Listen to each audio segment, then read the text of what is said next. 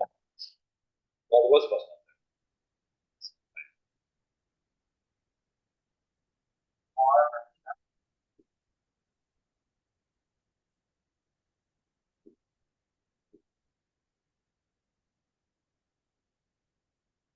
Welcome to the November 3rd. Hi, this is Marty Hartman. Can you hear me? Yeah, we can hear you. If you could maybe be on mute because we're starting the meeting. Thank you. All right, welcome to the November 3rd, 2025 meeting of the Transportation Committee. My name is Jason Fromowitz. I'm the chair of the committee. Tonight, we are joined by Assistant District Manager Brendan Berth.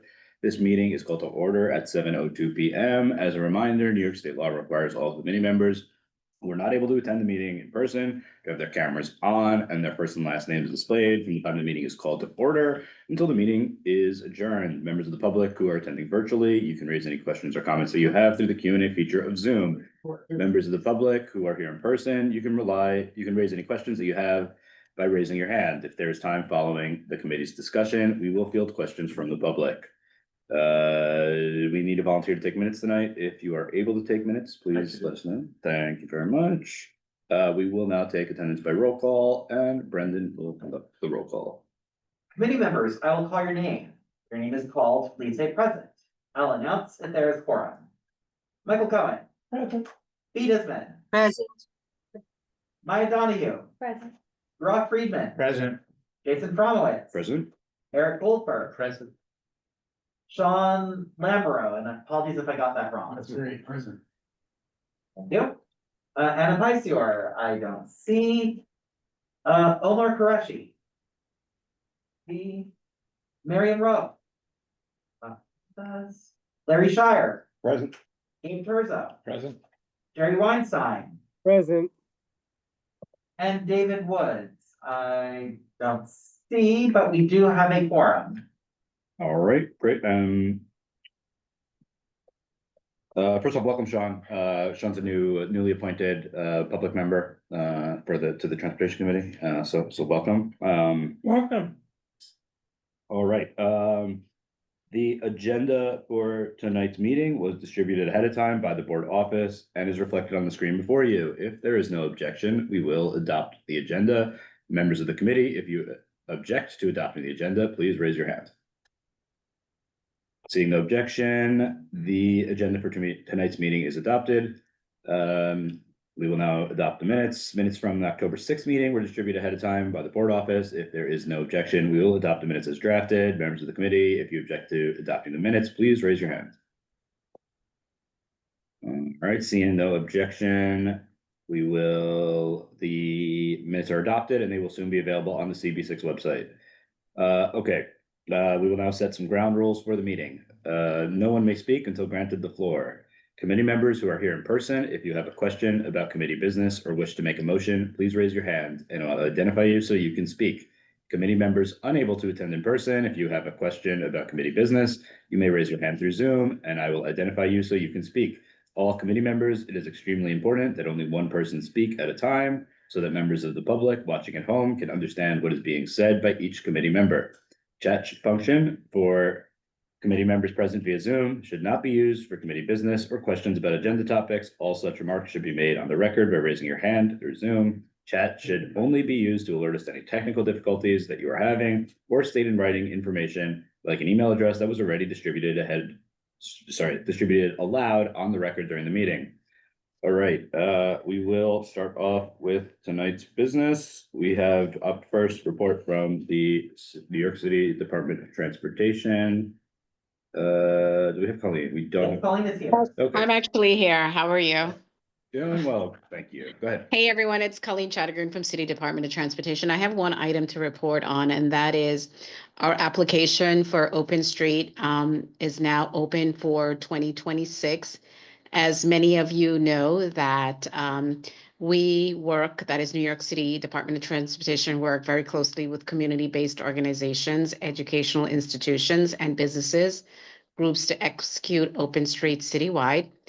In coordination with community partners, New York City DOT can assist in developing operational plans to manage the streets for multiple uses, including outdoor dining, programming, and outdoor learning recreation for schools. So the application is open. We would love it if the community board can help us spread the word. I believe I sent an email to the community board, and I know Brandon has done his due diligence in promoting it. So I do appreciate that. The other thing is that we are wrapping up our milling and paving season. We are in community board 6 at the moment. Our marking season is going to be ending soon, so we're trying to get the milling and paving done before the weather gets cold. So that's it. Thank you so much. All right, do we have any questions for Colleen? Whatever. Hi, Colleen.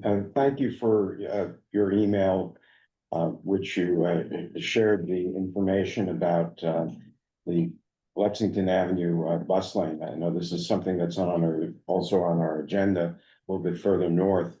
Could you just clarify what is the status of the bus lane adjacent to 43rd to 44th Street? On Lexington Avenue southbound? Is Yeah, there Larry, a bus lane there? I believe there is a bus lane there, Larry, but I would have to confirm that. I think so. Right, because you reported to me that there's a unofficial taxi stand, which I observed tonight as well, which Mhm. blocks moving traffic lane. Okay, well, we can always inspect that location if it's an unofficial taxi stand, and we'll see who's using it. And we can reach out to the applicant or the operators. Oh, these are, yellow cabs. Okay, thank you. Yep, we can look into it. Michael, go ahead. I have a question about the open street. I want to know, like, if you're gonna have more open streets in my district, and like what is being done to ensure that open streets are accessible and that they are the most inclusive of people with disabilities. Well, we work very closely with our maintenance partners, and accessibility is something that we look at, again, very closely with our partners to ensure that those who are disabled will have access to go through the open streets. For example, if there is the service of Access-a-Ride, they do have access to go through that street by all means to pick up and drop off patients. And again, emergency vehicles do have access to the open streets. When I say emergency vehicles, I mean ambulance and FDNY response. Thank you, Colleen. Brooke? Oh, hey, Colleen, it's Brock. Just a quick question. As winter's coming, milling and paving, I guess mostly should be done. And is there any barriers to like continuing to work over the winter, December, January, as far as painting goes, or do you have to kind of stop when it gets So very? we unfortunately we have to stop because the thermoplastic doesn't adhere to the cold weather. So we would have to stop when it starts to get cold. I mean, if the weather remains to be good as what it is, sometimes our marking season is extended to like maybe at the end of November. But December, January, February, we don't do any markings. Our marking seasons begin in spring. Right. Okay, thank you. You're welcome. All right, I'll recognize myself briefly. Just wanted to thank DOT for their work in setting up and organizing the New York City Marathon. Participated yesterday. Takes the whole city to put that thing together, and DOT is a big part of it. I just wanted to recognize it, so thank you.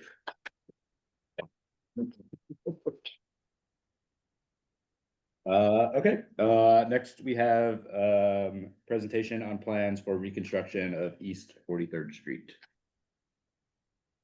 From DDC, I believe. Yes, good evening. My name is Andrea Nunez with the Department of Design and Construction. Today we're going to be speaking about project ID HWMME 43ST. And AKRF is the design consultant that will lead us through the presentation. We have several representatives from DOT and our project sponsor on the call, as well as representatives from DDC Program Management and Community Outreach. I'll turn the floor over to Wendy Ho from AKRF. Wendy? Yep. Hi, everyone. Hope you can hear me. Good evening. I'm Wendy Ho with AKRF. I'm the principal in charge for this project, and with me is Marty Hartman, who is also who's our project manager. I'm going to share my screen now for the presentation. Give me 1 second. Hold on. We previously presented about a year ago, June 2024. This is an update on the project as we are completing the design for bid advertisement in the beginning of the next year. Hopefully to start construction sometime in the summer of 2026. Yep. Okay, can everyone see my screen? Yes, we can. All right. So let me start on the first slide here. Sorry. So again, thank you for we're presenting to the community report number 6 tonight. Is for the reconstruction of 43rd Street. Again, as Andrea mentioned, we were presented to you guys back in June of 2024. The project was actually called this 43rd Street Shared Street, but the name have changed to reflect more accurately of what our latest design and implementation looks like. Tonight, we'll go over a little bit of, background, the location, funding, background on the project schedule, what we have updated from our existing conditions to our latest layout, and then, what are some of the community impacts during construction. Just to reiterate, the project location is along Lexington Avenue between 44th and 43rd Street, and on 43rd Street between Lexington and 3rd Avenue. And this, again, is within the Community Board 6 and also border of Community Board number 5. This is a city-funded project. It's a design bid build. There are projects to the north of us right now that's ongoing in construction. That's the it's a design build project that's spanned from 44th up to 49th Street. That's ongoing, and we're also coordinating with them. In terms of background, again, this is started out as a greater Midtown East rezoning projects, trying to improve, pedestrian flow and just to improve the interim condition. As you all know, like right now, there are a lot of temporary measures that are out there. The project partner is with Grand Central Partnership. So again, we want to install permanent materials, improve the pedestrian circulation, and also adding some urban design to enhance the corridor. For project schedule, the project started in 2018. There were a few delay along the way. Of course, there was changes in ownership for Chrysler, the Chrysler building. COVID was in the middle of this project. We really restarted the project in 2022. When we started reactivated the project in 2022, we worked with, MTA, NYPD, FDNY, Grand Central Partnership, and a lot of you guys to, understanding what the project needs are, and figuring out what the preliminary layout needs to be. So we accomplished the MM1, which is like the 60% design, in February of 2024. And that's when we came to you guys to do a presentation at the time of what that 60% looked like back in June 2024. And since then, we've been working closely with the utility companies to identify a lot of the subsurface utility conflicts, like doing test pits to figure out, how to implement our preliminary design. And in July of 2025, we have distributed our pre-final documentation, which is our MM2 90% drawings. And that's where we are. We have distributed those drawings to all those agencies, including CB6. And we are in the process of putting together the PDC submission, which I think we have on the agenda for the November 17th meeting. And once we have the preliminary review from PDC, we anticipate the final submission to PDC will be in the spring of 2026. We anticipate the design completion will be the summer of 2026. We have a few, design approvals and permittings that we need to obtain prior to that final design completion phase. Then we anticipate the bid will be in the fall, and the construction will start in the spring of 2027, and this should be a 3-year project. So that's the timeline. And going back to the existing condition of the project limit, again, it's on Lexington, between 44th and 43rd, and then along 43rd to 3rd Avenue. Here's some existing condition photo, and someone mentioned about the bus lane. These are more of the recent photos that we have. This is at the intersection of Lexington and 44th. There is that bus lane there. This is looking north. You can see the plastic delineator that shows like the limit of the proposed curb that we're proposing. Again, we're formalizing some of this interim measure that's out there. And here's the intersection at 44th.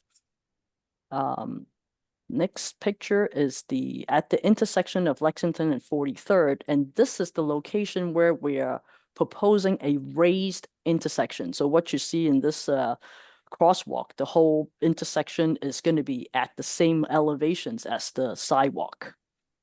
Looking north, right here is at the 43rd. Yeah, there's like I think someone mentioned about the taxi loading area of the bus lane, but it's kind of striped out. Again, this is where the plastic delineator and these planters is what this proposed sidewalk extension limits are going to be. And on the 43rd Street and 3rd Avenue intersection, right here, we're proposing a raised crosswalk on both sides, on the east, on both sides, the east and the west side of the crosswalk is where we're proposing the raised crosswalk. So let's get into the proposed improvements. So what you see here in the pink area, this is the raised intersection that I've mentioned at 43rd and Lexington. And there's this 2 pink area that you see here is that raised crosswalk that I was mentioning.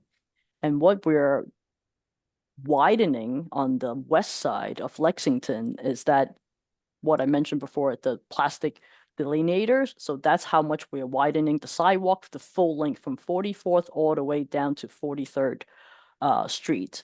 And within the 43rd Street corridor, both ends, like right here, closer to the intersection of Lexington, the sidewalk is widened to provide a 20-foot. I'll show you the more details later.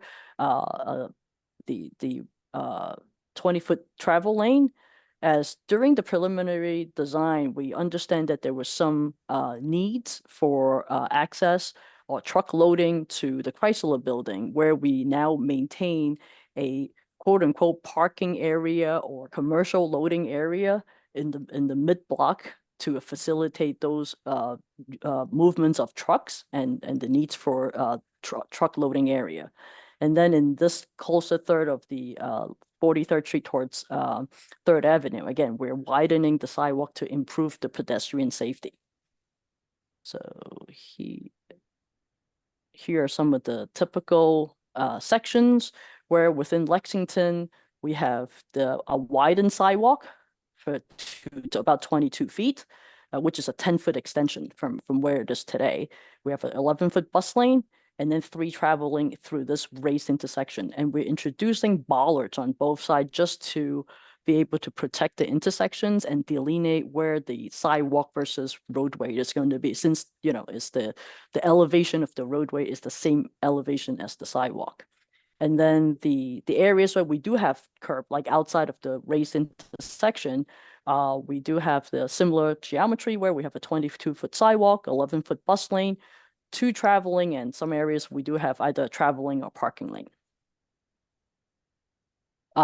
Within the 43rd Street corridor, as I mentioned, that we do have a widened sidewalk. It used to be 13 feet. We're kicking it out about 7 feet to create a 20-foot sidewalk and a 20-foot roadway. In the areas where we have the parking area or truck maneuvering loading area, that we maintain an 18-foot travel lane, and we have this 8-foot parking lane area on both sides. So here's a bit of a zoom in view of those improvements. We're at the intersection of 44th. This is the 10-foot widened sidewalk.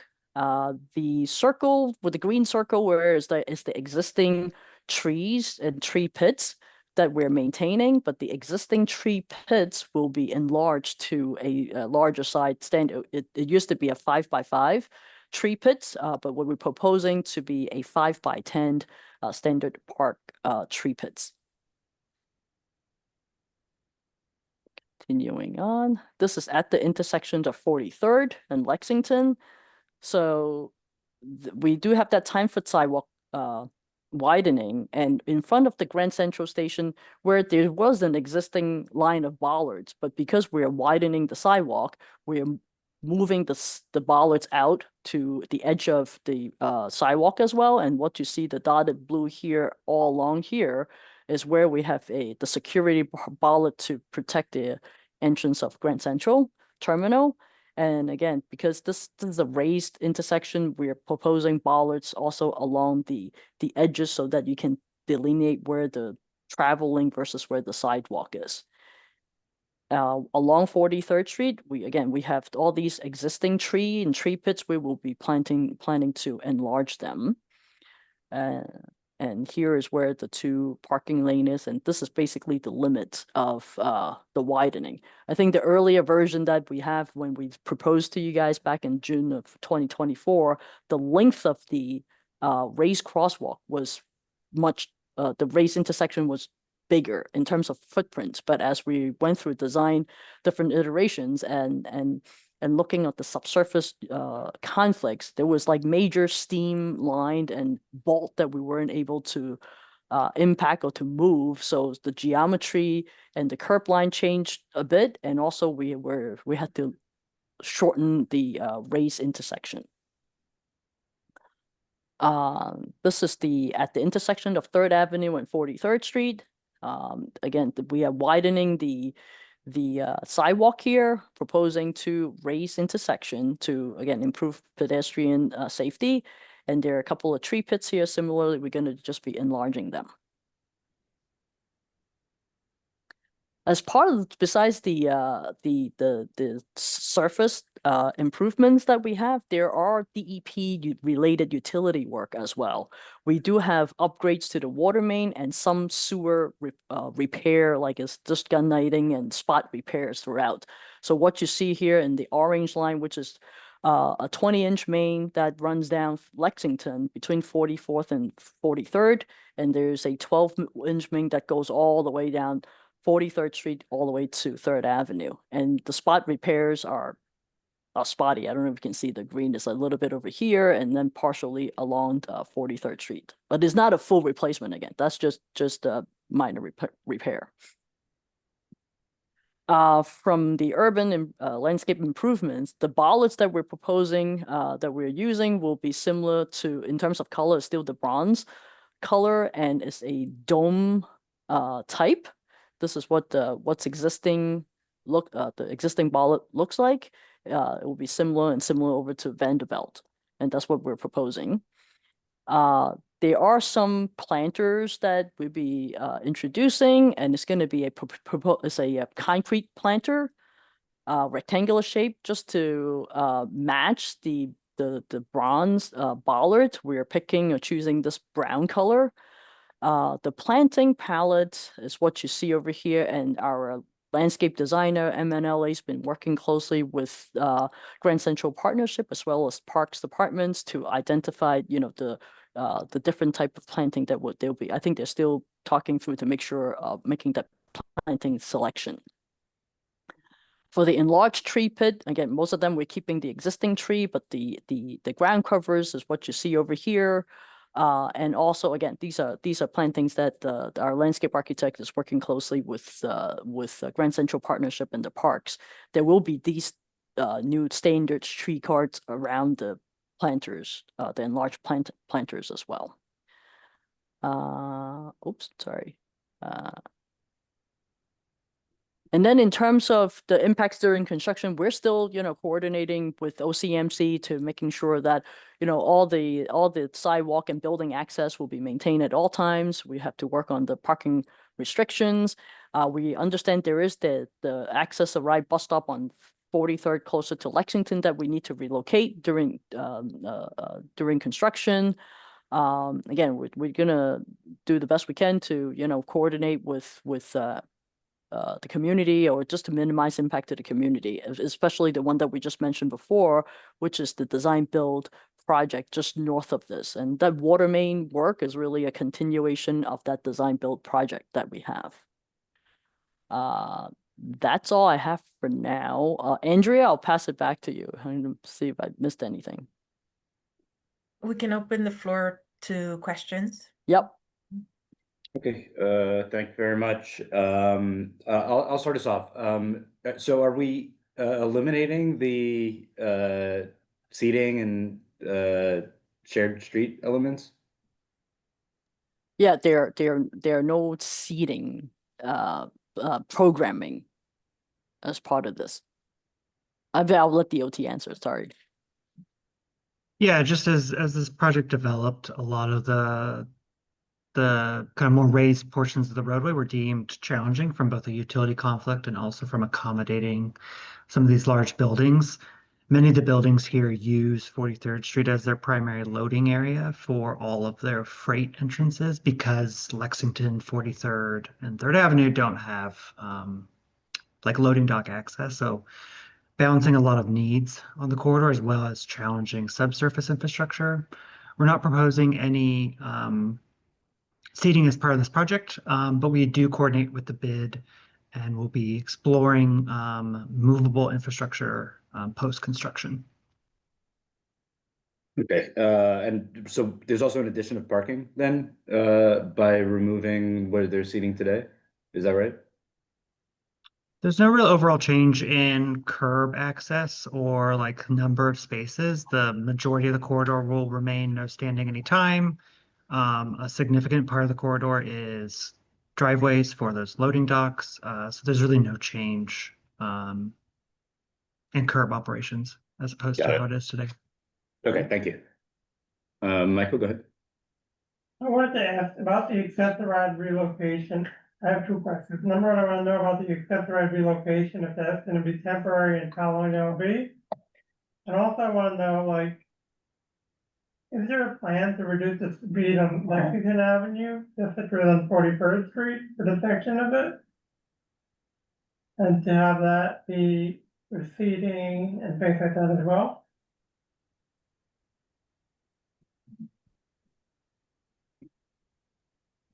Can you repeat your first question? I could barely hear it. Sorry.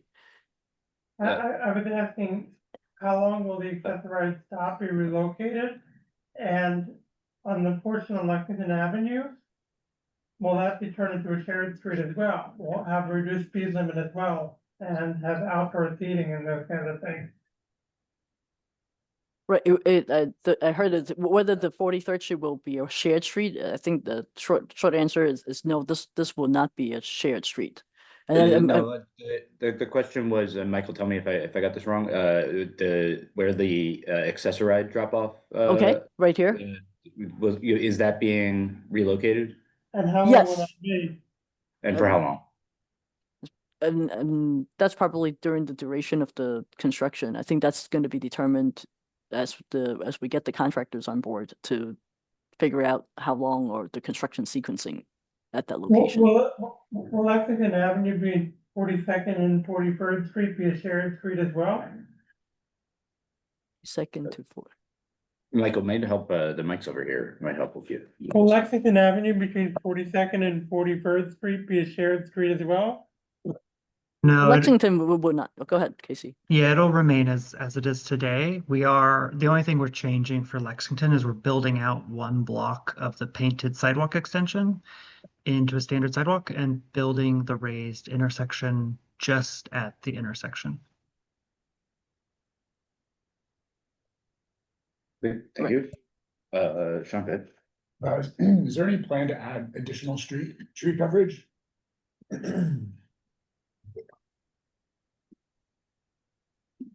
Additional street trees? Was that the Yes. question?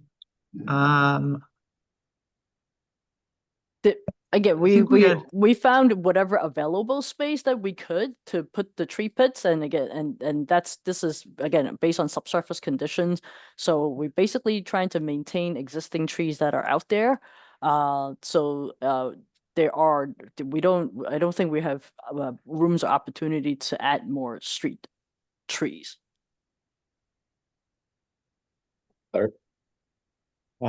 Thank you. I want to direct you to the westerly end of this project, where I don't think you said very much about the impact on Grand Central Terminal. Let me just observe that at the end of 43rd Street at Lexington Avenue, there are 3 major entrances to Grand Central: the Gray Bar Passage on the north, the Grand Central Market in the center, and the Lexington Passage on the south end of the crosswalk. I think the raised crosswalk is a great idea. And there's a lot more traffic into and out of Grand Central that's been building based upon the increased ridership of the Long Island Railroad into Grand Central Madison.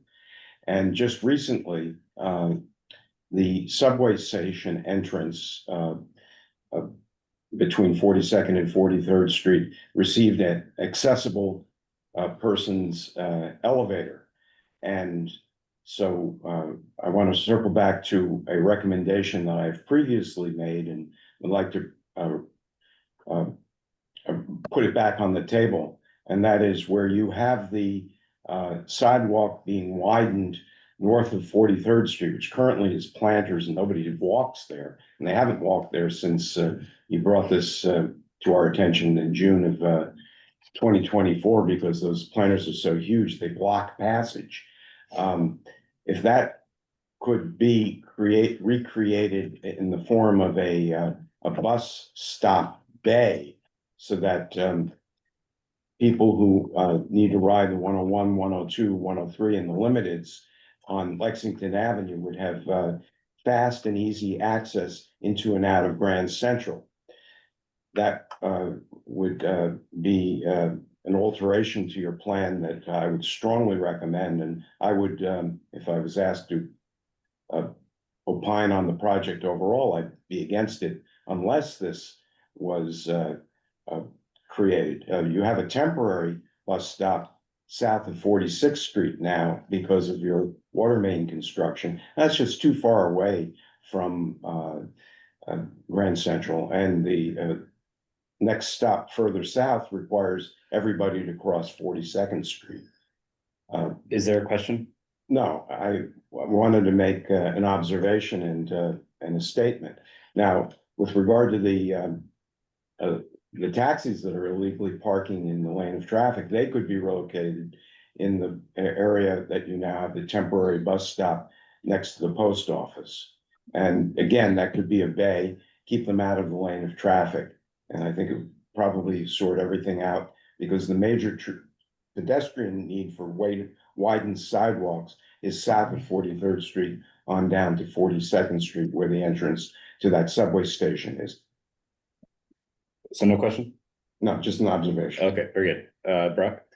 I was a little confused about this, what's gonna happen to the sidewalks on 43rd Street? So are they, with losing the seating, are we kind of losing some sidewalk, or? The sidewalk on closer to the 43rd Street side here shown is getting widened.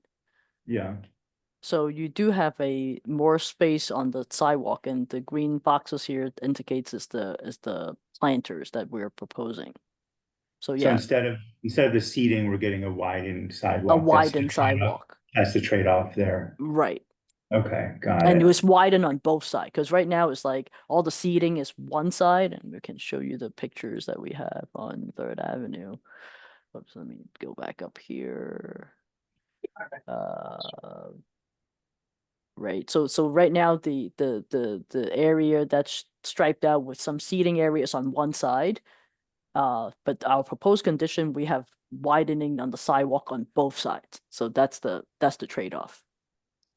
Got it. And then as you go west, the sidewalk narrows, so, Right. Well, is narrow to where where the existing curb lines are. We're maintaining that. And then the sidewalk gets widened again as we get closer to Grand Central. okay, so it narrows and then widens again. Right. And that's the existing condition? And that's It's to the follow- existing condition, correct? Okay, so I guess the question is, our sidewalks are like highways in New York. Why are we narrowing them? Why are we So- widening them, narrowing them, widening again? Kind of creates these So- like funnels. Mm-hmm. Why Right. not I keep guess it the whole the way? the original goal of the project is really to improve pedestrian flow. So the part of that, was really to widen the sidewalk. Again, we started with widening the full length, but due to a lot of the loading conditions that we need to the Chrysler building, so the curb where the loading and the driveways are, actually the curb line is maintained where they are today, because we actually ran a lot of like truck turn movements, and that's the amount of space that they need in order to get in and out. So that's the limit of where the maneuvering needed to happen. So anything outside of that, we're trying to widen as much as possible for the sidewalk. So that's sort of the outcome of how this geometry was developed. Got it. Okay, thanks. Very helpful. And I guess just another question. It's going to take 5 years to do this project. Is that what you said? Like it's 20. Construction, 2030 it's gonna be done? the construction is anticipated for 3 years. Okay, but we're looking to 2030 to have this done, right? Right. That's why I see. Yeah. So- So we're anticipating the construction starts in spring of 2027. So I guess I would just ask, if it's like a 5-year long project, why not think bigger? Like, why not widen the sidewalk along the length of Lexington? I mean, it's already kind of half widened with the planters. And people don't use it because they don't really understand that that's, more a sidewalk. But why not, if it's going to take so long and be a 5-year project, why not make it a bigger project? What are you proposing specifically? Oh, specifically like the Lex is already wide there with this kind of like artificial wide sidewalk and planters.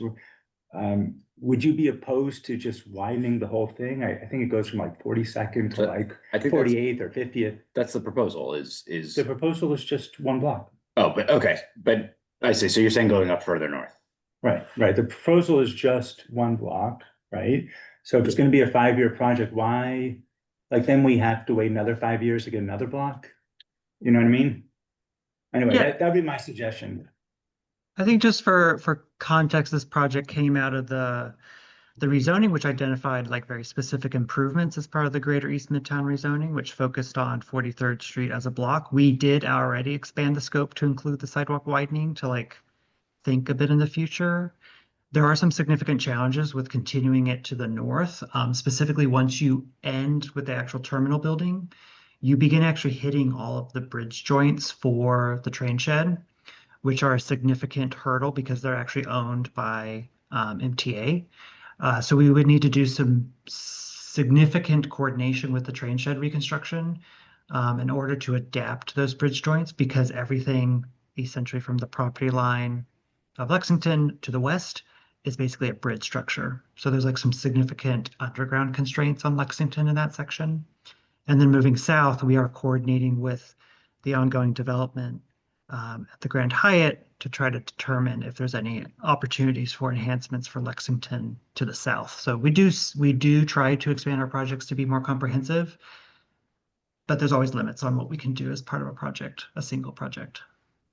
Got it. Thanks. That's a very helpful explanation. Let's go to Pete. So I have one practical question, because it's going to take 5 years to complete this. Do you have the funding set aside to do this entire project? Yes, this project's fully funded. Okay. Gabe? Thank you. So I think this is all very welcome, a definite improvement. I'm also curious about the timelines. I mean, this does seem like a relatively modest amount of work for the time frame. I mean, is the timeline due to the complexity of the subsurface environment? Is question number one. Question number two is why design bid build? As opposed to design build, which I know is can affect the timeline. And I also want to echo Larry's point that I think we might be missing out on a once in a generation opportunity to get better Grand Central bus connectivity.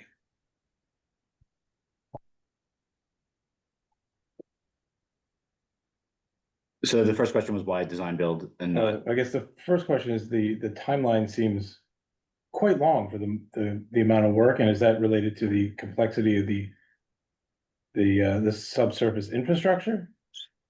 Well, I'll start with the construction timeline for the 3 years is, yes, because the water main down Lexington is very challenging and it's very limited to, I mean, it's happening right now further north, like I think around 46th Street, right? So the amount of utility conflicts and what we need to do block by block is a very lengthy construction sequencing.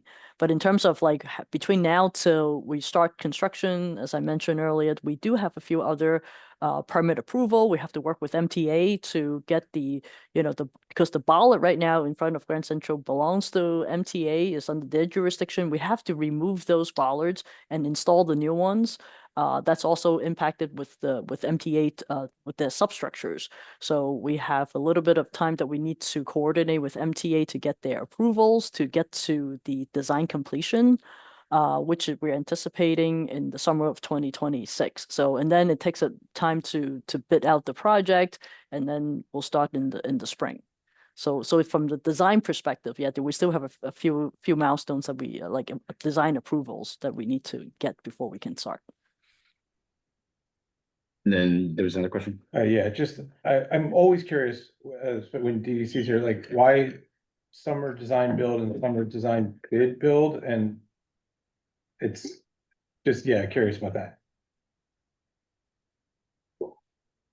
I don't know, Andrea, Casey. I mean, we mean- started this project back in 2018, and I don't know if the design build. Andrea might have some more information, but I do know for a while the city was not actually allowed to do design Right. build until some recent changes to state legislature where we were able to pilot it. That's why the Lexington Avenue project north of here is a pilot. But for a significant, up until recently, we actually weren't allowed to per state legislation. And then just the final comment about the bus access, post-construction, since this will be a built-out sidewalk, we can coordinate with our colleagues at MTA to potentially look at restoring bus service at the new built-out sidewalk. Michael, do you have another question? Actually, I did have another question. I noticed there was some shared streets. I was seeing an example of a shared street online. Some of them, the sidewalk on the street is fully at level. And you have the delineated tiles, to make it accessible, but you also have like the shared street is level with the sidewalk. How much longer would it take to do that with this project? Well, so we're eliminating the shared street effectively from what's being proposed in favor of just widened sidewalks instead of a shared street design. Right. Well, I'm saying, how much longer would it be to make a shared street that's completely at grade with the sidewalk? I don't think it's a question of time. I think it's a question of it was determined that it was infeasible to do a shared street. I'm fully for the Yes. shared. street. Yeah. Okay. Yeah. Thanks, Michael.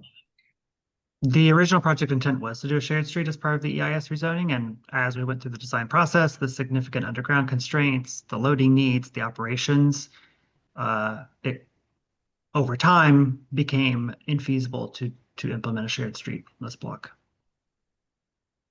Claire? The street widening on the west side of Lexington, I've seen in DOT presentations made as back as far as 2014 to CB5. There's been a lot of change since then in terms of the activity at Grand Central Terminal. I mentioned the two major changes, the improvement to the subway entrance with the elevator on Lexington, and also the completion of Grand Central Madison. This is really made it extremely important to provide a bus terminal or hub, as well as a taxi pickup location, and not to force them to narrow Lexington Avenue at this bottleneck, but to reclaim the planter blocked curb lane where taxis used to line up and buses used to stop, and make that a permanent bay. And it's not too late. And can this possibly be rethought and implemented? Because there isn't any construction done, there aren't any contracts that would have to be modified. Well, Larry, it sounds like they're suggesting that once the project's completed, that the bus stop could be potentially. But they've already to created a curb that forces the buses out into traffic. Well, they could potentially put the bus lane north of the north of the. No, I'm saying that the bus, it would be a bus bay that would end at the raised crosswalk. And What's the difference between a bus bay and just a raised crosswalk? It's because the buses will not stop in the middle of traffic. They'll pull out of traffic.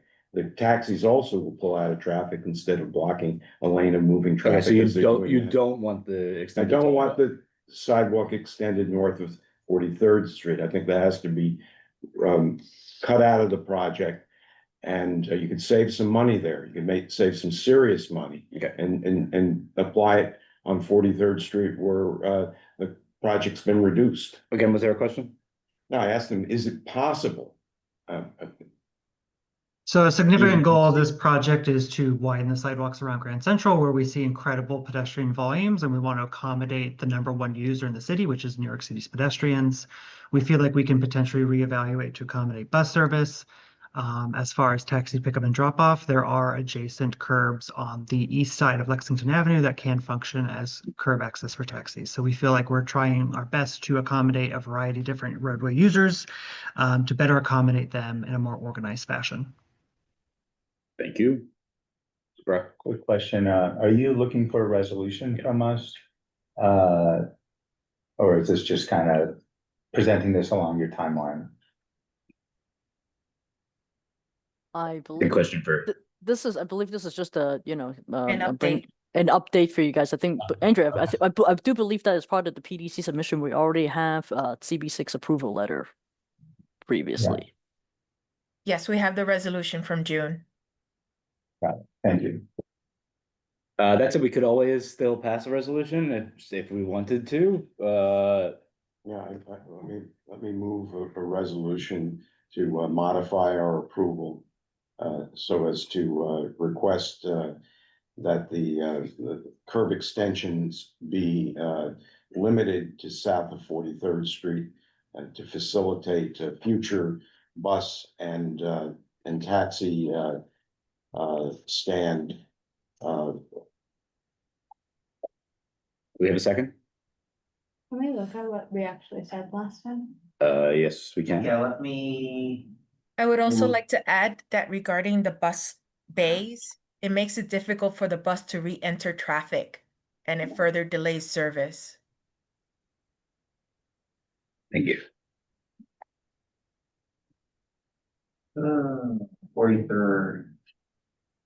Just give me a moment.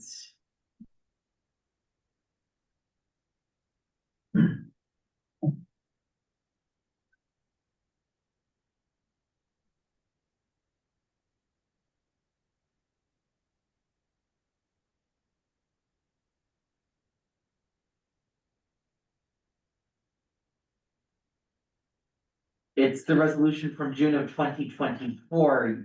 Yeah. Especially referred to, correct? That sounds Yes. right. Yes. Here we go. This is our June, let me see if I can zoom a little bit. So that way the text is a little bit. I think primarily we probably want to see the So there. The results, yeah.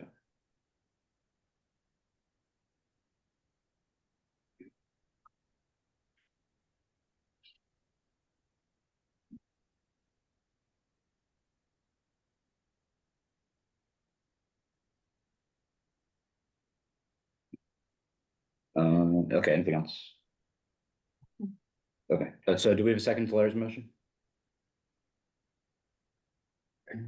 Need to hear it again. Okay,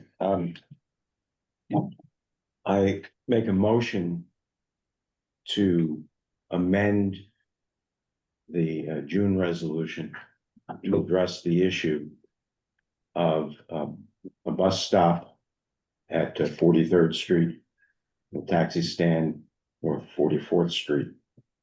It would be a new resolution Okay, that would supersede. no, but. We can't amend an old resolution. No, but it would address what what they relied upon in June of last year. And what, just look at the description here of what is going to be done, with regard to Lexington Avenue. Can you scroll up a little bit? I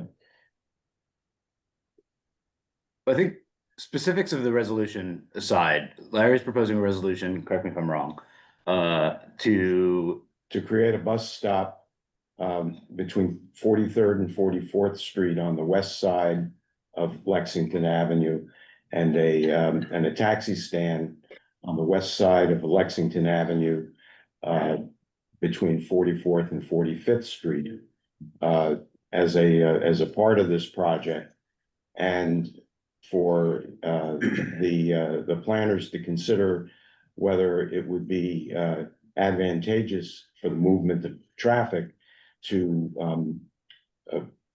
move them where the prior parking lane or curbside lane had been. So sorry, but slightly more succinctly, you're proposing that we eliminate the extended, that DOT eliminate the extended sidewalk. We eliminate the extended sidewalk north of 44th Street to make it possible to reinstitute the use of that parking lane for a bus stop and a taxi stand that does not impede the flow of traffic. Okay, thanks, Larry. Again, I will ask if we have a second. I just asked a question for Larry. Why do you want to get rid of the sidewalk space? We're in such desperate need of sidewalk space. Why can't we? Just a question. Why can't we put it outside the extended sidewalk? Oh, okay. This is, something that's a good observation, a good suggestion. I'm telling you that my own observations in the last year and a half has shown, and if you've observed, and I went there with Maya, that nobody walks in that parking lane. In theory, it's great, but nobody walks in it because it's impassable. Right. So it has not proved to be a successful experiment because it was laid out so poorly. So it doesn't prove the concept that you really needed to widen the sidewalk there. It's quite possible that in the area outside of the entrance to the subway station, that this is a really good place to widen the sidewalk. And I feel that I support it there, but the foot traffic is much less going further north. It does work by Penn Station, or these widened pedestrian highways do work. So it seems like Which street, 33rd Street was completely closed. 7th Avenue.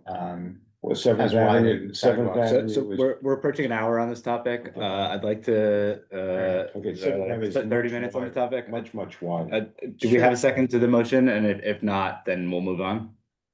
All right. And can I just clarify what I'm trying to understand what the proposal is? This is the existing condition before we move the bus lane out, this is really the current condition, right? The bus lane has already been shifted. Yeah, basically we're proposing rolling back some of the changes that were already Right, before we move the bus lane, this is what the configuration used to look like. And in this mid-block transition, it's actually. Sorry, we can't see your screen Oh. anymore. I can stop sharing mine Oh, and you can share yours, but oh, that's okay. all. Oh, sorry. Oh, here you go. Sorry about that. Okay. You see that now? Mm-hmm. Okay. I was saying that, this is really what the current condition looks like. Before it used to be 2 bump outs. So the bus lane has already been shifted, I call it 1 lane over in this configuration. So this is like when we started the project back in 2018. So there was like basically 2 bump outs that we have. So in between, I think that what you're proposing is to create this area to be maybe a bus stop or a taxi layover. Is a very short, like the weaving in and out, as Andrea pointed out, coming in because where the bus lane is, it's like the taxi have to weave through the bus lane to get into this bay area, and it's relatively short. Well, And this then was the. Larry, I'm sorry, I'm gonna cut you off on a counter argument. Do we have a second, or because it does not seem like we do, and then I do want to move forward on the agenda. Okay, This is a loss of a generation. Well, I mean, guys, We're we're not gonna move have on. a We don't have bus a second. stop. I'm We're gonna, not gonna have a taxi stand. Larry, Everyone's having to sit in the middle of traffic. Larry, I appreciate, As they do tonight. Larry, I appreciate your consideration on this and your passion about it, but we don't have a second, and we're gonna move on the agenda. Okay, thank you, DDC, appreciate you guys coming in. Okay, moving on, next on the agenda, we have discussion of proposed honorary street co-naming of Yasmin Williams on the south corner of East 26th and Second Avenue. I believe we have the family here. I'll give you guys the floor. Hello, everyone, and to everyone virtually. No, I'm gonna propose it. Would you like to actually come over, mostly so that we can, the mic and everybody can hear you? Are you sure I can stand? No. Thank you. Hi, everyone. I am Yasmin Williams' aunt. This is her grandmother. No, I'm talking first. And that is her aunt, Zanique. So I was gonna just say something off of the top of my head, but I wrote a little something.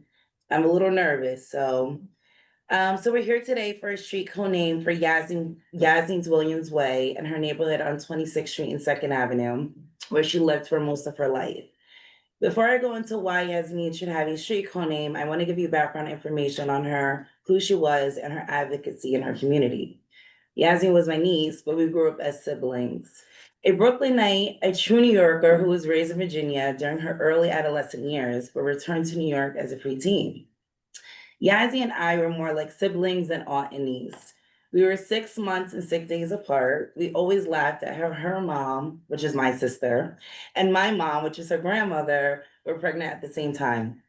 Throughout childhood, we would always watch early intervention or true life shows. That was our thing to watch at a young age.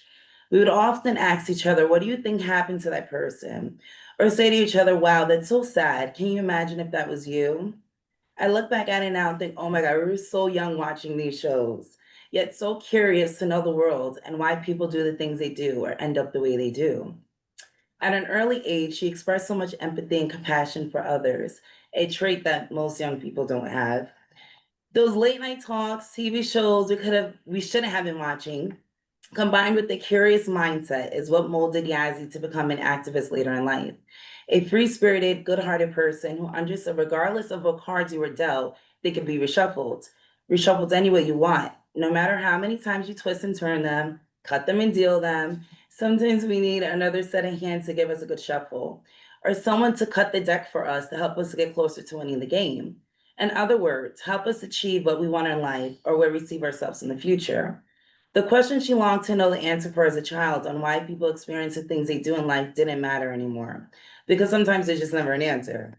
And the who and the what of the situation didn't matter to Yasmin. Instead of questioning why, she decided to do something about it to help others prevent a life of crime, homelessness, food, and insecurity. She decided to pursue a degree in criminal justice at Boston College. She was always an honor roll student. She was in gifted talented. They also wanted to skip her a grade, but her mom told her no. She was on the dance and cheerleading team, and everything she did, she excelled in. It was a part of her nature. She always found a sense of belonging and community wherever she was, whether that was in her school dance teams or in her academics. After she graduated, she returned to New York City and volunteered at the Bowery Mission for the City of New York Administration for Children's Services. One day I said to Yasmin, "Why don't you become a police officer?" And she replied, "I don't want to lock people up. I want to help them stay out of jail." At first I was like, "Really, Yazzie?" We called her Yazzie. I'm like, "Here you go again, being all deep." But I understood why she said that. Yasmin was aware that at-risk youth who have been arrested before have a higher chance of becoming arrested again. And she knew her presence or the time she spent with them could possibly make them rethink the decisions they make. Those same questions she had when she was younger about why others struggles more than her was apparent.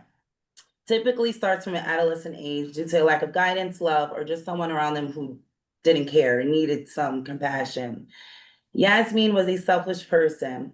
Before she was tragically murdered, she talked about going to school to be a lawyer and was supposed to start her job with the New York City Housing Authority 3 days before. Up until her death, she was dedicated to helping her community and fellow New Yorkers. Everyone who crossed paths with Yasmin was touched by her sweet, caring spirit, especially through her work at the Bowery with at-risk youth from ACS and in the community she lived in. In our community, she always liked her beautiful smile that always spoke kind words of encouragement and motivation. She always encouraged people in the community to do better, focus on the good and not the bad. Be in control of the cards that were dealt to you. Reshuffle them, and asking or receiving help from others is okay. The street name Yasmin's Way is more than a street sign to honor her. It's a reminder for her neighbors and fellow New Yorkers who crossed paths with her about her advocacy. Whether it was on Thanksgiving Day when she was offered a plate of her grandmother's food to homeless people in her neighborhood, or her volunteer work at community organizations, Yasmin's Way would be a consistent reminder of the beautiful soul who always extended a helping hand or words of wisdom to those in need. I can talk all day about how Yasmin was my niece and I was her aunt, and the late nights we stayed up discussing the lives of others impacted by their struggles that stem from their adolescent years. Instead, I asked you to remember why Yasmin's Way would have a positive impact of those in her community. Remember the lives she touched, and that her sign would be a reminder that our struggles don't define who we are. Regardless if you're a person without a home, a teenager without a family, or an adult facing food insecurity or have been incarcerated, when it seems like someone doesn't care to know you or your story, there's always someone willing to listen and help you. And that was Yasmin. A street name in honor of her on the corner of 26th Street and 2nd Avenue, where she lived for most of her life and began her community work, would not only be a reminder for all the selfless acts she did, but all the lives she continues to touch. Thank you. Thank you. Bennett, can you pull up, just as a refresher, procedure for, street renamings? The resolution. Oh, wait, Oh, yeah, please, go ahead. Yes. Okay, I'm her grandmother. You don't have to stand because you're neat. But, yeah, that's fine, either way. I have to say something, just stay where you are. Oh. Sorry for the kid. I broke my knee a couple of months ago. I was born and raised in South Carolina. That was my daughter. Yasmin lived with me on I guess I should put my mask on 26th Street, 444, from the time she was born. I tried to adopt Yazzie. Went to the courthouse and they told me that her mother would have to sign custody of her over to me. That's what the judge said to me. I don't know if that's true. Yazzie, I call her Yazzie. Her name is Yasmin, but I call her Yazzie. All my children went to college. I raised 7 kids. Yazzie, when she turned 18, she told me she wasn't going to college. I told her she had to go. The same in my house, I said, you have to go, Yazzie. No, Mama, I'm not going to college. She called me Mama. I said, you're going to college, Yazzie. I said, you're going. So she spoke, to her mother. And her mother said she didn't have to go. I said, she is gonna go. She's going to college. she's gonna be better than me, and she's gonna be better than you. So yes, so every day I was arguing, yes, you're going to college, you're going to college. I have a southern accent, I'm from the south. So she would be sleeping, and I would go in the room, and I would bang all on the wall. I said, you going to college as you going? No, Mama, I'm not going, Mama, why? I don't wanna go, I wanna go. She was never disrespectful to me. So I said, one day she said to me, one morning, she said, Mama, what college I'm going to? I said, you're going to Buffalo State. She said, Buffalo State, why Buffalo State? I said, because it's gonna make you strong like a buffalo. I said, it's true.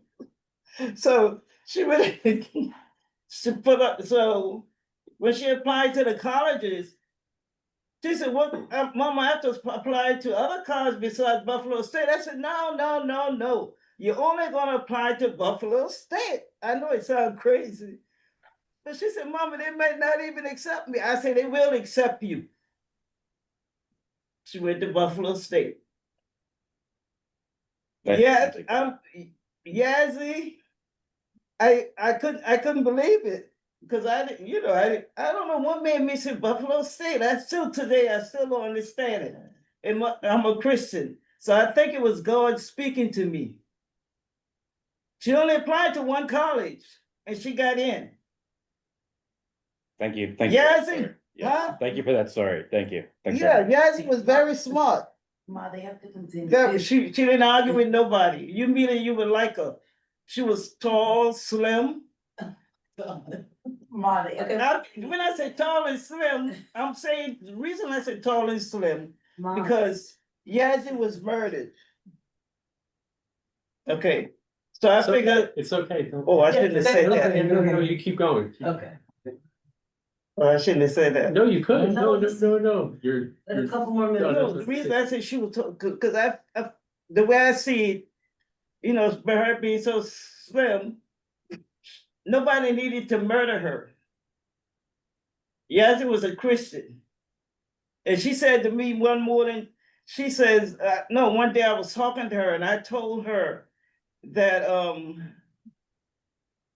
she served God alone. And she said, I do? I said, yeah. And she said, oh, Mama, that's the most beautiful thing you ever said to me. I don't know what made me say that. And she said to me, before she passed, she said, Mama, we need to take more pictures together. I said, we do? She said, yeah, we need to take more pictures together. And before she passed, she told my daughter, because I have a problem with my back. So Yazzie told her, I'm going with Mama. When she started, because I finally found a doctor. And she said, I'm going with Mama to the doctor for her back. Yazzie should be here.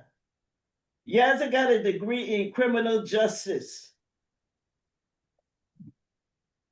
I made her go, but she did the work. Most young people go to college, they don't finish, they don't get a degree. That's why I feel the street should be named after Yasmin Williams. You know how hard it is for me every day? They cry about it. Yazzie should be here. She has a degree in criminal justice, and she told me before she passed, she said, Mama, because I wanted her to go on and become a lawyer. And she said, Mama, I'm gonna go on and become a lawyer. I said, really? She said, yeah, Mama. Because one of my daughter's husband is a lawyer, and he told me she would only have to go for 2 or 3 years. So she needs the street sign. Thank you. Thank you for so much for the story. Yeah. Thank you. Everybody voted yes? Yeah, we haven't voted yet. Thank you. Thank you so much. Thank you. You gotta be careful. Okay, so Oh, I didn't even say my name. My name is Essie Graham. Essie Williams. thanks so much for all that information and for that story. Thank you.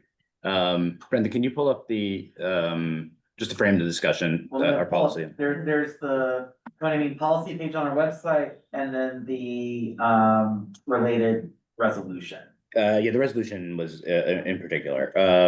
So we passed this resolution before my time, around the criteria which we would consider co-namings. Just to refresh everybody's memory, and we have some new members of the committee. The resolution stated that we would consider people who are deceased, are residents, or natives, or individuals of particular importance in New York City, of enduring or lasting interest to large segments of the city's population, or have undertaken an act or acts of endearing or lasting interest to their community, or of importance to the city, whose enduring interest is a result of exemplary acts or achievements which reflect positively on the city. And then it outlines the process for applying. Yeah, well, this is not applicable here. So yeah, I just wanted to frame around that was the established criteria that we have for considering. Would like to open up for any questions for the family about the application, about the about Yasmin, about the application. I'll open up with one. Would you be able to describe a little bit more about her community service? So you mentioned that she was involved with the Bowery mission. And ACS. Could you tell us a little bit more about what her involvement and her impact there? She used to help with the food pantry and serving food with ACS. She told me she worked with the children, but not so much in detail. They would really know. Sure.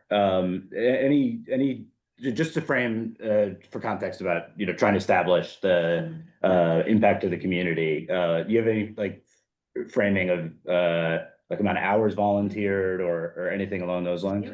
I know she was with ACS for months. Very long time doing volunteer work, which is about 4 blocks away from the proposed street name. And also stop it, Mom. On Thanksgiving, when my mom would cook food, she would give out the food to the homeless. She was very well loved in her neighborhood, and known. So for just being a sweet, helpful person, she had the time to volunteer at Bowery Mission, she did it. But ACS, she was with them for months. Okay, thank you. Also, her life was cut short, so she didn't get the chance to reach her full potential. She was murdered at 31, so she had all these everywhere. Right, which, on the news, and so she wasn't able to, she had all these plans and we wanna kind of just honor her and kind of help her, create, continue to live out her plans and support and. Can I say one thing? No, please. Yasmin was a twin.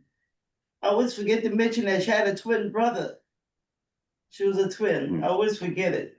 And I apologize. I meant to start my remarks with my deepest condolences. Okay, we're not talking about that.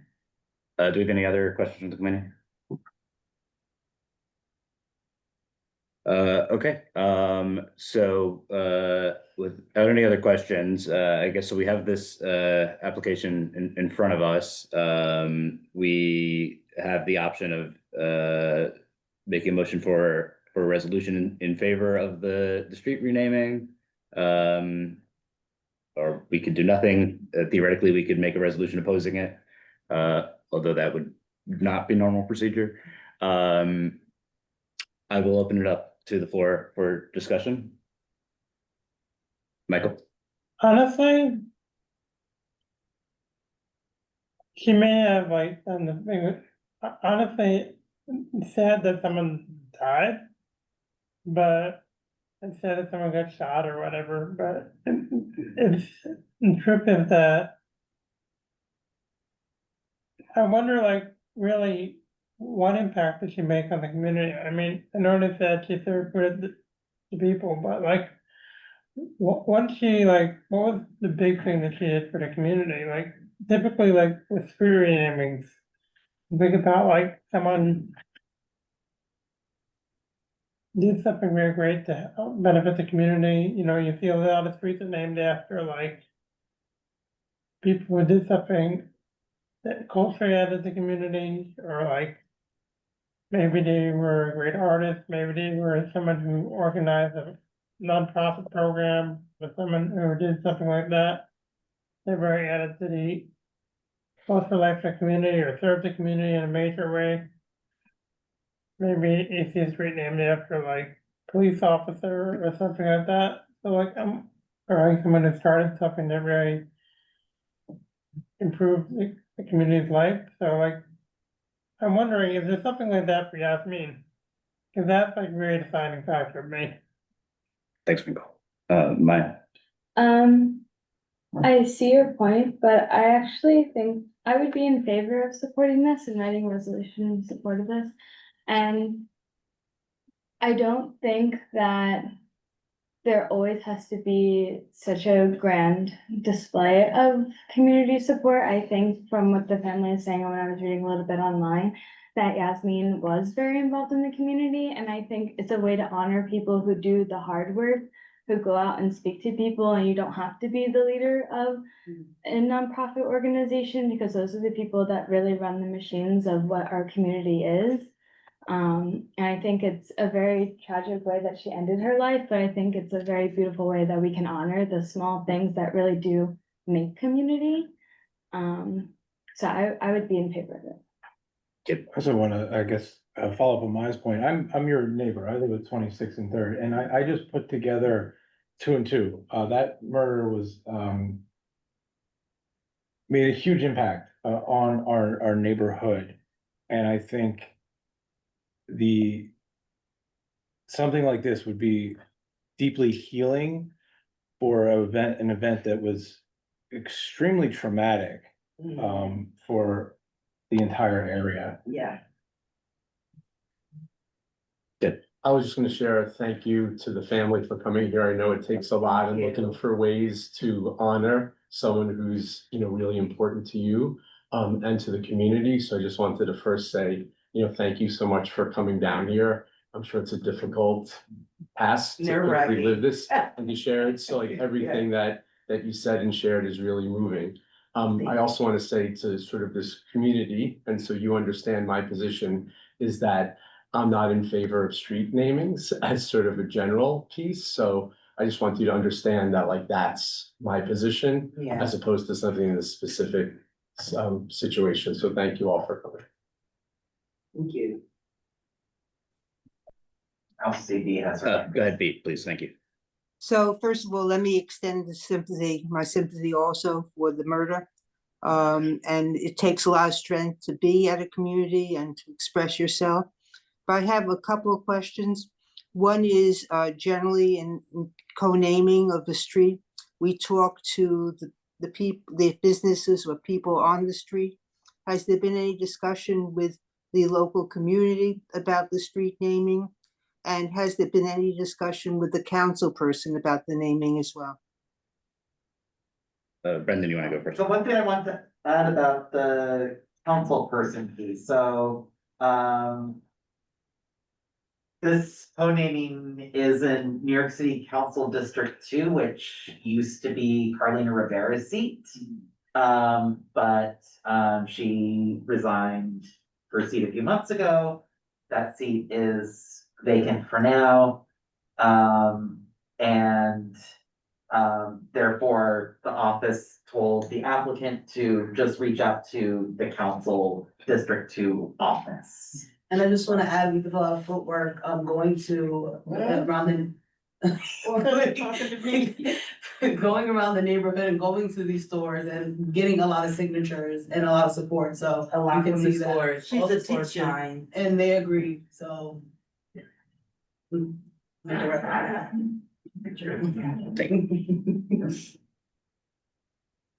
As well as a lot of signatures online also. Okay, any other thoughts or comments anybody wants to raise? Just want to share my condolences. Matt, I do, I feel like I already made my position kind of clear, but I do also want to take this opportunity to add that I think it's important to recognize all New Yorkers, not just like ones that make huge impacts for the city, but ones that make important impacts for the local, like street level community. That's really important to me. Because all New Yorkers are important, so I think this is a very special opportunity. Okay, so generally, we would bring a resolution in our next meeting if we wanted to propose a resolution. We could take like a general sentiment of, there's an opposition to reviewing a resolution. But then, yeah, we would then, just sort of matter of procedure, we would put together a document like this to present, and then vote on that as written. Do we have objection to reviewing? Maya's volunteered to write a resolution, I think. Yes. Is there objection to moving forward with that? And then we can vote on that and discuss further in our next meeting. But then I will say just for the family, also my condolences. The next meeting for the record would be on Monday, December 1st, just so that you're aware. Likely not Oh, excuse me. January. Thank you for correcting me, not December. So Monday, January 5th. So just to have on your calendar, don't know if Bill's attendance is necessary or not. Yeah, you'd be welcome to attend, but you wouldn't necessarily have to make another presentation. But you're certainly welcome to be here, as everybody is. But we'd welcome you back if you'd like to be here. I was gonna add something. Oh, just to speak in the process about this as well. So there's our resolution. Hopefully Brendan may have already shared this information. So there's our resolution, then the city council person ultimately has to propose a bill effectively to the city council to actually make the renaming happen. So basically they would receive our position on it, and then, but it would ultimately lie in the hands of the city council person to decide if they want to, if they'll move it forward. So just to understand the process that once we get, if we get to that stage, that it would ultimately be working with the council person to get a bill passed for it. Okay, so we'll add this to the agenda for the January meeting. Maya will work on a resolution. Thank you again. And my deepest condolences as well. Again, yeah, thank you. So we'll have a definite answer from you guys in January, and then I know it's in May, I believe, with the city council. Brendan, yeah. More or less, I don't have the exact dates, but it seems to be once every spring, once every fall, so Okay. 2 times a year. Okay. Okay, thank you very much. Yeah. Thank you. Thank you. Thank you. So like, this one will talk. You don't have to. Thank you, guys. All right, we'll move on to our next item on the agenda, which is discussion on the New York City, the transit swap of the F&M trains between Manhattan and Queens. And we have a draft reso that was circulated. Hopefully everybody had a chance to review. Do we have any questions or comments or amendments? And if not, then we can vote on the resolution. Anyone have anything to raise? I can make a motion to vote on the resolution. Wait a second. All right, seeing no discussion and the motion, let's move forward with the vote. Okay, when I call your name, please say whether you are in favor, opposed, abstain, or not entitled. Michael Cohen, In favor. B. Disman, In favor? Maya Donahue, In favor? Brock Friedman, In favor. Jason Fromowitz, In favor? Eric Goldberg, In favor. Sean Lamoureux, In favor. Larry Shire, In favor. Gabe Terzo, In favor. and Jerry Weinstein. In favor? With all 10 committee members present being in favor, this resolution passes. All right, wonderful, thank you. Thank you. Moving on to next item on the agenda, we have discussion, thank you. Discussion on the MTA and New York City Department of Transportation proposed bus lane improvements on Lexington Avenue between East 60th Street and East 52nd Street. Also, a resolution was shared and circulated ahead of time. We had a presentation from DOT last meeting on this. Do we have any questions, comments, or amendments to the resolution? And seeing none, does anybody wish to make a motion to adopt the resolution? Make a motion. All right, Brendan, let's go forward with the vote, please.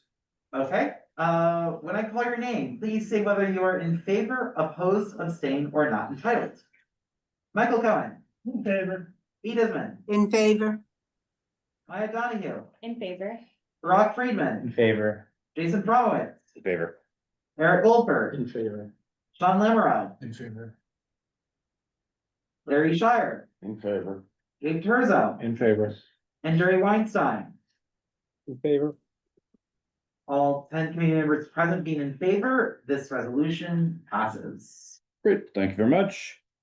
All right, we're gonna move on to the chair's report. I have a brief report. We received communication from DOT on a feedback from a recent resolution around the intersection of the FDR Service Road, Avenue C and the Skytown Loop.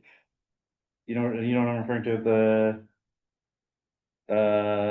You pull up a map. Shows the 16, 18, 20th. Yeah. That one. Yes, yes. So yeah, we've received communication from DOT back. They have, I believe, already implemented some daylighting there per our suggestion. I'm pleased to see some action from one of our resolutions and some improvement there. They didn't seem to move on some of our other recommendations, but at least so far, but great to see the daylighting going forward there. Otherwise, I think that's all I had to update on. Just a quick question. Is there any information on 34th Street? Yeah, I was thinking, Oh, I was debating whether or not to bring that up, No, I'm and just curious. and I decided not to, but I can. Yeah. So 34th Street. We'll decide not to. No, we could talk about it. I don't know. 34th Street. I don't even know where to begin. So we passed a resolution on 34th Street, recommending a busway on 34th Street. It's gotta be at least a year ago now, or close to that. Last summer. Yeah, okay, so we passed that resolution, with our crosstown community boards as well in support. Ultimately, DOT came to us with a presentation for proposing a busway, which we again reiterated our support for. That project, DOT announced that they were gonna finally be moving forward with after some delay and debate. Most recently, the Federal Department of Transportation has issued a letter to the Department of Transportation stating that they felt it was expressing concerns with the proposed busway and asking for a meeting to discuss it. As a result of that letter, per reporting, the Adams administration has paused implementation of the busway. And I guess that's my question, sorry to interrupt, is that it is the purview of the New York City or? The federal. Dude. Yeah, did you know like who gets to decide ultimately? And I know there's probably different, yeah. Yeah, Like if a new mayor came in, they could decide to do this, or the federal government could decide. I'm not an attorney nor a representative of the city, but I can give my opinion. Yeah. It seems basically, I think, my understanding is, it's the jurisdiction of the city.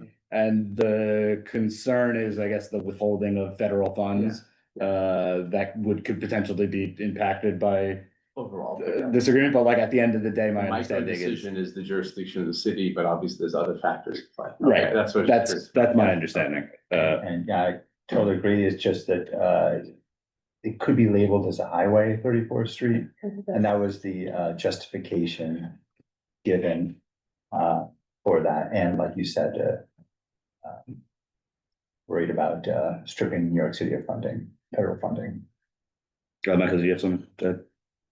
Yeah, I feel like it's the 34th Street busway, I feel it's gonna be like, it's really like a struggle to get it implemented in a way. Like you have there are a lot of people who don't. I mean, it will really benefit bus commuters, but and a lot of, and everyone, really, a lot of New York City residents, most of them, but there are people who are really about, like, they think it's gonna be bad for like, or think it's gonna be bad for their, like, their property values, or like, I mean, stuff like that, but like, and I guess maybe the Trump administration, I'm listening to that. But and I think we really need the 31st Street busway. And I'm wondering, like, how are we gonna get them to drop what they're doing with it if we're holding the funding, the federal government? Cause I guess we could write a letter to them. And maybe we should propose a motion about drafting a letter to the United States Department of Transportation or something similar. To ask them to unblock the funding for the busway. So we can't actually really, I thought we couldn't write letters. we could theoretically write a letter if it's in using the resolution. Oh, I see. So we've already have a resolution that we support a busway, that we want a busway. In theory, a letter could be written by the chair expressing the wishes of the committee in that resolution. Attaching a resolution. And effectively sending the resolution. And we already have that in place. That said, while I love and actively enjoy my involvement with the community board, I don't think the federal DOT really cares at all about this body. And I think it would be a bit of an empty gesture. So while we certainly could do that, I would question how, I agree strongly that we need a 34th Street busway. It might trigger a news cycle, though. I would just So we're gonna wait to see the new. tomorrow. Yeah, that's what I was gonna say. So that was my question, not to change, just like, there's a chance in January that this gets revisited. Yeah. Okay, got it. Okay, I think let's wait for that chance. If I could just add that, one of the justifications was they were concerned about trucking. But the head of the New York State Trucking Association came out in favor of the 34th Street busway, so. Just, obviously the busways are very helpful for trucking, which they can use. right? Right, Yes. it limits the amount of conflicting traffic. Right. It's gonna be. Go ahead. Oh, I didn't hear you. So I was gonna echo that I think right now, the best approach is to just leave it as be until there's a new mayor. And then we see what their position is. And then there's a lot of issues with federal funding right now. And pardon me, but the community board letter on federal funding won't have any significance. So I think really, no, we have to be realistic. You saw No, I agree with you. many of the other projects that have been eliminated already for federal funding. So I'm a big supporter of doing the busway, but I think this time we need to really observe what's happening and maybe come back to the issue a couple of months into the new year. Yeah, thanks. Yeah. All right, let's move on to any other old or new business. Larry? And you think the president would be opposed to putting a bus stop at Grand Central? Yeah. You write that letter. It is done. I doubt you could, I'm not gonna address that as a serious. Okay, But I do want to just express my appreciation for being heard earlier. Although I would have liked to advocated more clearly for a bus stop to be instituted for Grand Central bus riders, which Gabe, I think, was echoing. Gabe, do you want to say anything about that? we already closed discussion on that? I'm sorry. It's I'm not under new I'm business. suggesting that we have a brand new resolution which doesn't address the restoration of a curb lane that I think was the reason why this didn't go anywhere. And look at it in a different way. We could, I'd be open to discussing, after you into us talking about this offline? You sure? Okay. Did you, I want to add something? I have every intention of having an apologetic long conversation with Larry post adjournment. Okay, very good. All right, any other? Is it worth bringing up that we met with Danielle Zuckerman? Oh, yes.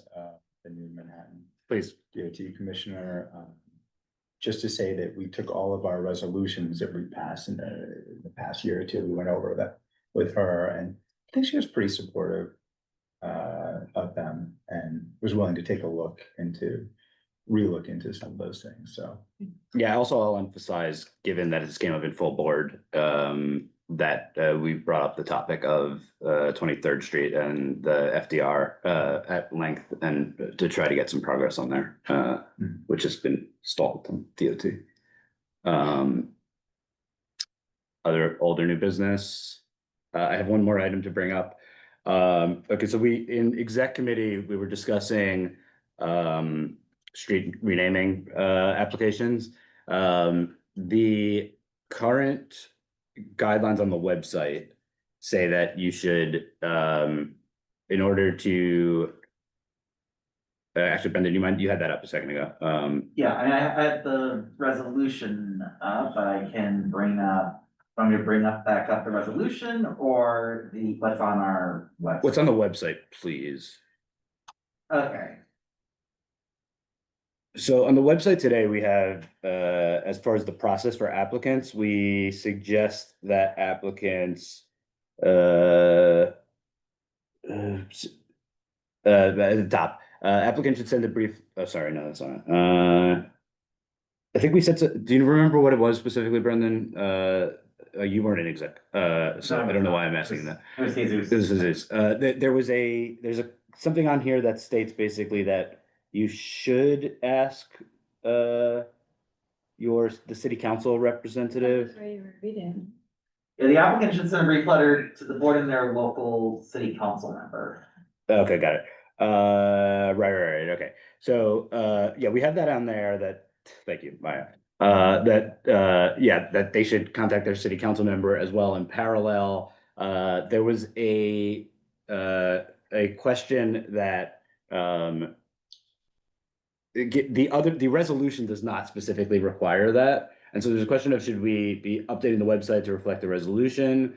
Do we want to maintain that expectation? And there's sort of a broader question more broadly as to, if that's, I guess, so first question is, do we still want to have the city council person as a part of it in parallel with this process? Or do we want to see, basically, the other way that this could work is you present to the community board, that is feedback that then goes to the city council, so then not to necessarily be this getting city council approval as like a blocker to moving forward with the community board process.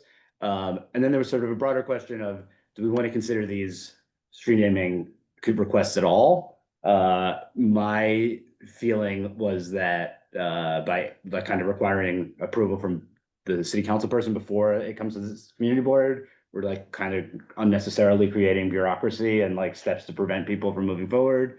So I propose that if we're creating steps to make things difficult to move forward, we should either we could change our policy to not doing any co-namings or making any recommendations on co-namings. Or I would propose we either make it clear that you have to do this process with the city council person in parallel. We could remove that to make it easier for applicants to come to us, or we can take a new policy to say that we don't want to consider co-naming requests. Sorry, that was not very clear. Hopefully I got there. Brendan. I know B raised her hand first, although I will want to speak since I deal with a lot of the back end stuff. Yeah, so the reason I raised the question from our prior speakers is you do have some city council people that won't approve any co-naming.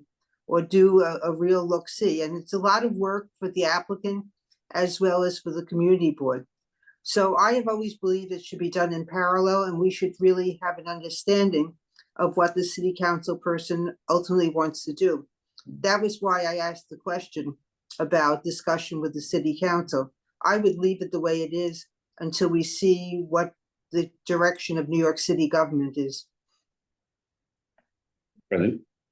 Okay, so speaking from dealing with a lot of this in the back end or on the back end,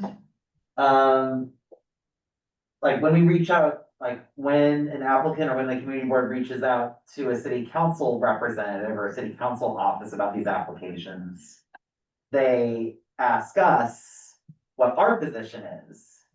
And more often than, I mean, there are always exceptions, but more often than not, the city council representative wants to hear from the community board before they jump in. So there's that to consider.